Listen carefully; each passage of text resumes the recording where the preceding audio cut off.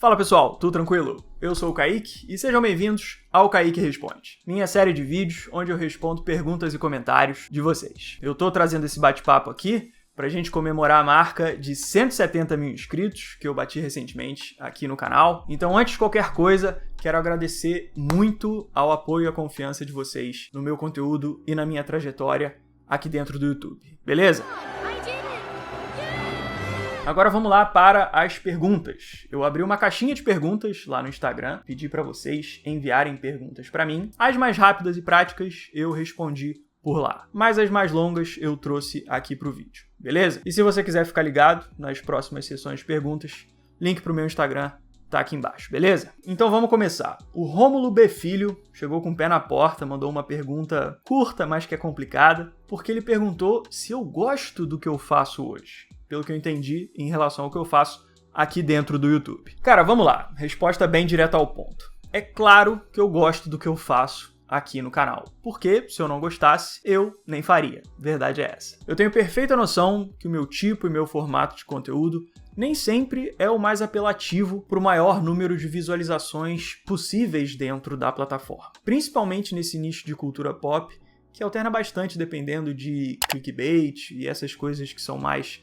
sensacionalistas. Mas mesmo assim, eu escolho produzir meu conteúdo com a minha linguagem da forma que eu acho mais verdadeira. Se eu não gostasse realmente do que eu estou entregando, eu nem teria força de vontade para produzir. Acredite. Depois o Vitor Mar20 perguntou: qual herói você teve mais contato na sua infância? Então, eu nasci nos anos 90, na época em que os X-Men estavam realmente naquela explosão da fase do Chris Claremont com o Jim Lee, com o desenho The Animated Series na TV, com os jogos de videogame também, o Marvel vs Capcom, o X-Men Mutante Apocalipse no Super Nintendo, que eu joguei muito também. E é até por isso que até hoje eles são meu grupo de super-heróis preferidos, assim, de longe. Ó, peguei um dos meus quadrinhos antigos aqui dos X-Men, X-Men Adventures número 1, da época da Abril, custava R$1,90 isso. Tem noção do que você faz com R$1,90 hoje em dia? Nada, nem uma garrafa d'água você compra e dava pra comprar um quadrinho na época. E tô aí, né, até hoje comprando a mensal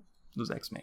O Yuri Natan perguntou: um conselho pra quem tá começando no YouTube. Essa é difícil, mas eu vou tentar ser o mais rápido e prático possível. Não queira idealizar o formato de vídeo perfeito no início da sua carreira. Comece fazendo seus vídeos, que ao passo que você for produzindo conteúdo baseado em outros formatos e tudo mais, você vai encontrando melhor a sua própria linguagem. Eu acho que esse primeiro passo é bem importante. Você simplesmente produzir, que com a produção você vai realmente entender melhor a si mesmo. Porque cada um quer produzir uma coisa diferente. Pelo menos comigo foi assim. Eu mudei total o meu gosto em relação à produção de conteúdo. Por mais que o assunto em si tenha sido o mesmo do início ao fim, que é a cultura pop.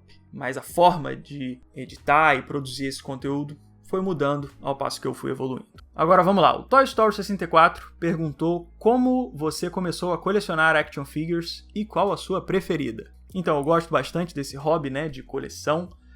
Então, eu curti a pergunta. Vamos lá. Como comecei a colecionar action figures? Vamos voltar um pouco no tempo. Cara, eu tinha meus brinquedos ali quando era moleque, tinha meus preferidos, conhecia as franquias e tal. Mas a história, assim, que realmente despertou essa coisa da coleção, de você ter um grupo de brinquedos quase que ordenados de acordo com uma regra, essa coisa nerd, sabe? Foi Pokémon que me deu essa gana de começar a colecionar brinquedinhos de uma forma mais dedicada, digamos assim, pelo menos tentar, né? E foram com esses aqui mesmo, que foram meus bonecos, sei lá, 20 anos atrás, que eu guardei e estão amontoados aqui, por isso que eles estão meio sujinhos assim. O desenho do Pokémon era muito baseado nessa ideia de pegar vários, né? E o jogo do Game Boy também. E aí comecei com essa coisa assim de querer conhecer sobre a coleção, sabe? Falar com conhecido pra descobrir aonde que vendia, quem que tinha comprado, em qual loja, quanto que custava. Mas isso foi na época da infância, né? Depois que eu fiquei mais velho,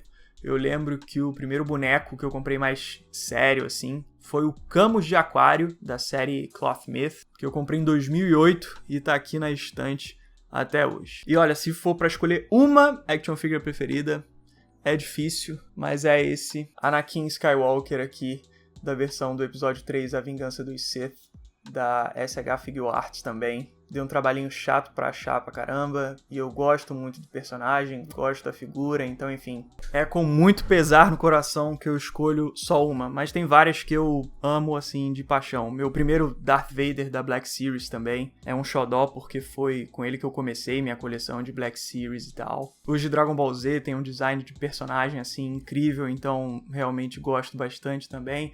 Mas enfim, vocês pediram pra escolher um só, tá aí, é o Anakin. Cara, muita gente pergunta no que eu sou formado, eu sou engenheiro de controle e automação, tá? Só uma pergunta bônus aqui, que muita gente pergunta. Outra coisa que muita gente me pergunta também é como foi meu primeiro contato com Star Wars. Acho que eu respondi esse no primeiro Kaique Responde, se você quiser ver, tá lá o vídeo, mas eu vou dar a resposta curta aqui. Quando eu era criança, minha mãe curtia muito a estética de Star Wars e me deu alguns brinquedos. Depois, um canal de TV a cabo fez uma maratona da trilogia clássica na época do lançamento do episódio 1, A Ameaça Fantasma. Aí eu vi a maratona, depois vi a Ameaça Fantasma e o resto é história. Fiquei tremendamente apaixonado pelo universo desde então. Então é uma coisa realmente desde molecão, assim, desde a época do episódio 1. O Not Gabriel Lemos perguntou qual o item mais caro / valioso da minha coleção. Vamos lá, eu tenho coleções diferentes, então vou tentar dividir por itens aqui. Dentre essas peças de colecionáveis, action figures, assim, coisas do tipo, a mais cara que eu tenho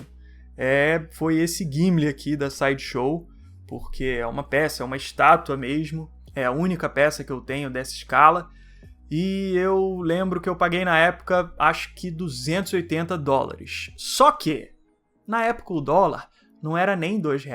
Então era algo que, assim, juntando um dinheiro por um bom tempo, deu pra pagar. Mas se você pensar hoje em dia, esse preço que eu paguei não paga metade de um bonequinho normalzão pra caramba, entendeu? Então foi tipo, deu pra pagar na época, mas hoje em dia já não seria tão fácil assim não. Mas o preço em dólar, ela acaba sendo a mais cara, é o produto de, acho que mais de luxo, assim, colecionável que eu tenho. Cara, sobre quadrinhos agora, eu não tenho tantas raridades assim, eu não sou um cara... Tenho revistas antigas assim, mas nada eu acho que seja tão absurdo assim quanto de grandes colecionadores. Então um item que realmente é valioso pra mim é o meu Batman Cavaleiro das Trevas. A história do Frank Miller, né? Uma das melhores histórias do Batman, se não a melhor, porque ela está autografada pelo próprio Frank Miller em pessoa, que pegou essa HQ das minhas mãos, assinou, bateu um papinho de 25 segundos comigo e me deu de volta.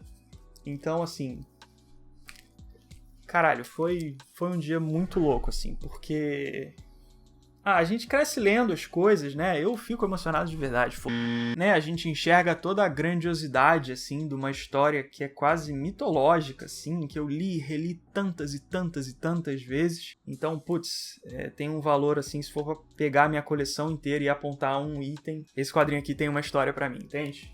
Agora a pergunta do Eu Marcondes, foi bem interessante aqui. Como você acha que Star Wars, Senhor dos Anéis, Duna e entre outros clássicos se encontram com a nossa sociedade? Cara, vamos lá. Muitas dessas grandes obras têm grandes influências sociais, políticas, temáticas extremamente diversas. Por exemplo, Star Wars, na década de 70, tem uma forte influência da Guerra do Vietnã.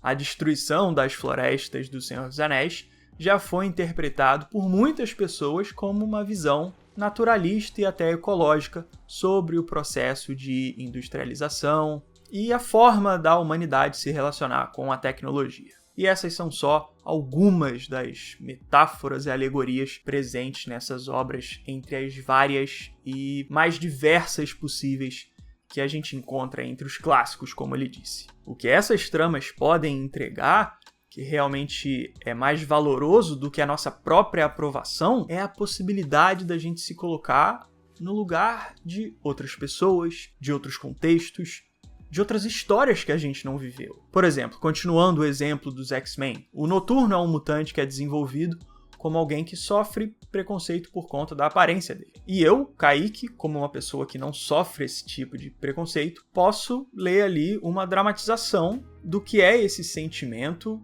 que existe na realidade do mundo. E através disso eu posso começar a me colocar mais no lugar de outras pessoas. Não é me colocar no lugar do Noturno em si, mas no lugar do que ele representa. E aí a gente sobe para um nível acima, por exemplo, algo mais real do que histórias de super-herói. A gente pode partir para o Maus, que é um dos melhores quadrinhos já escritos da história da humanidade, um relato verídico sobre o Holocausto. E, novamente, ele me permite enxergar o que foi esse momento histórico, o que essas pessoas viveram, de uma maneira mais humana do que eu li nos livros de história na minha escola. Eu acho que se eu conseguir usar essas histórias como pontes para entender melhor as questões que eu não vivi das pessoas que vivem ao meu lado, eu vou ter extraído um valor maior dessas histórias, digamos assim. Por esse quesito, desse lado metafórico, do subtexto e tudo mais. Essas histórias são muito mais do que isso, mas a respeito desse aspecto da relação entre elas